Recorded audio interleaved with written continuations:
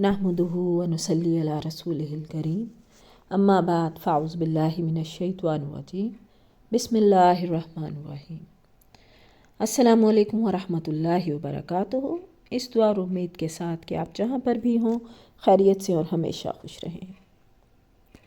आला इखलाक में सबसे पहले हमने बात की रवादारी की, उसके बाद जो नंबर आता है वो है अफ़ू व दरगुज़र का, माफ़ करना। फिर जो तीसरे नंबर पे आला अखलाक में बात आती है वो है किफ़ायत शारी। किफ़ायत शारी किसे कहते हैं? अपने माल व दौलत को ज़रूरियात के मुताबिक ख़र्च करना किफ़ायत शारी कहलाता है। इत्तदाल, तवाज़ुन, मियाना रवि का रास्ता अख्तियार करना, गैर ज़रूरी अखराजात से परहेज़ करना, ये है किफ़ायत शारी। ज़रूरत के मुताबिक ख़र्च करना। इस्लाम ने ख़र्च करने के हवाले से कुछ जो है ना हदूद और क़यूद बताई हैं, यानी उनके अंदर रहते हुए ख़र्च करना समझदारी है। अल्लाह ताला फरमाते हैं सूरतुल आराफ की आयत नंबर 31 में, खाओ पियो और हद से मत निकलो, बेशक अल्लाह ताला हद से निकलने वालों को पसंद नहीं करता। दीन इस्लाम की तालीम के मुताबिक हम जितनी भी दौलत के मालिक हों, जितनी भी दौलत से अल्लाह पाक हमें सरफराज फरमा दें, लेकिन अपनी ज़रूरत से ज़्यादा खर्च करना गलत है। ज़रूरत से ज़्यादा खर्च करना इसराफ़ कहलाता है। हमें खर्च करते हुए भी किफ़ायत शारी से काम लेना है और इसराफ़ से बचना है। कुरान मजीद में इरशाद बारी ताला है, सुने बनी इसराइल की आयत नंबर 27 में, बेजा खर्च करने वाले शैतान के भाई हैं और शैतान अपने रब का बड़ा नाशुक्र है। यानी जितनी भी आपके पास दौलत है, आप शो ऑफ़ करने के लिए ख़र्च कर रहे हैं, तो वो सब लोग शैतान के भाई हैं। और बुख़ल करने वाला शख्स को बख़ील कहते हैं, यानी जो कंजूस हो, अपनी ज़रूरत के मुताबिक भी खर्च ना करे।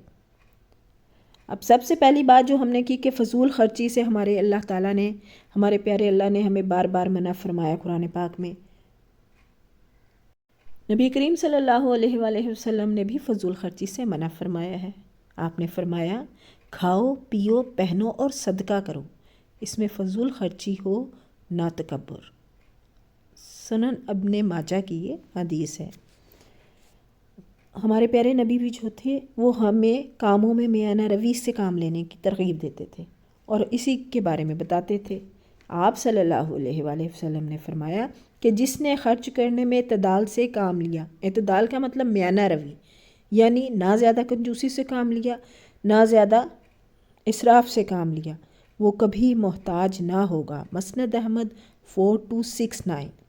जिसने ख़र्च करने में इत्तदाल से काम लिया वो कभी मोहताज ना होगा। ये हदीस है हमारे प्यारे नबी करीम सल्लल्लाहु अलैहि वसल्लम की, मसनद अहमद की 4269।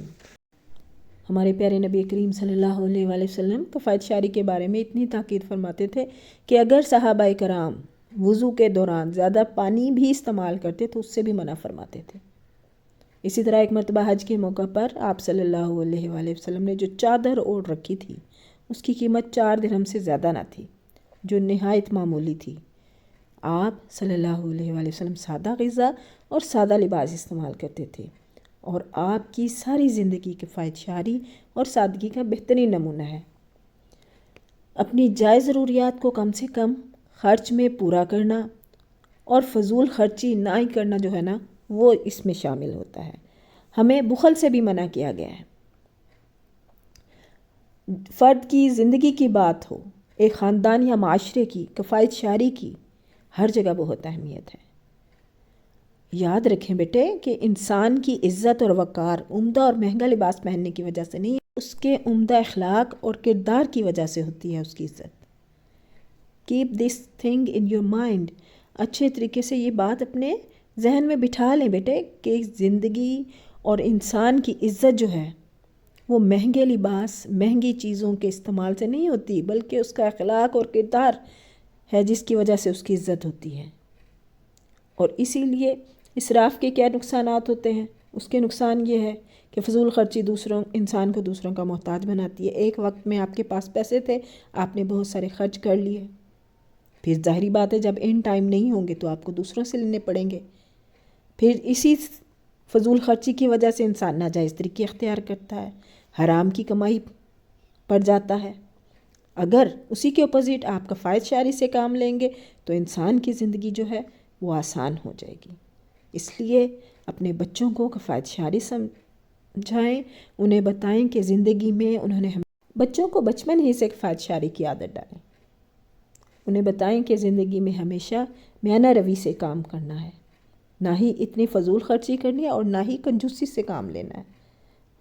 اپنی ضروریات کو اپنی حدود میں رہتے ہوئے پورا کریں تاکہ اللہ تعالیٰ کی خوشنودی حاصل ہو اور ہمارے گھر کا ماحول بھی پرامن ہو، پرسکون ہو، اور ہمارا معاشرے کا ماحول بھی۔ اور یہ تبھی ممکن ہوگا جب ہم کفایت شعری سے کام لیں گے۔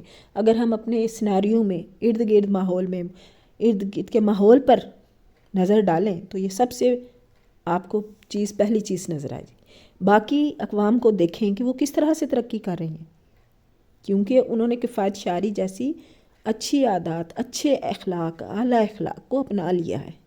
وہ فضول قسم کی خرچوں میں، اسراف میں نہیں پڑتے۔ اپنی ضرورت کے مطابق خرچ کرنا ہی کفایت شعری ہے۔ خود بھی سیکھیں، اپنے بچوں کو بھی بھی رہیں، خوش رہیں، دعاؤں میں یاد رکھیے گا۔ وآخر دعوانا ان الحمدللہ رب العالمین، فی Aman Ullah, with best wishes and good luck۔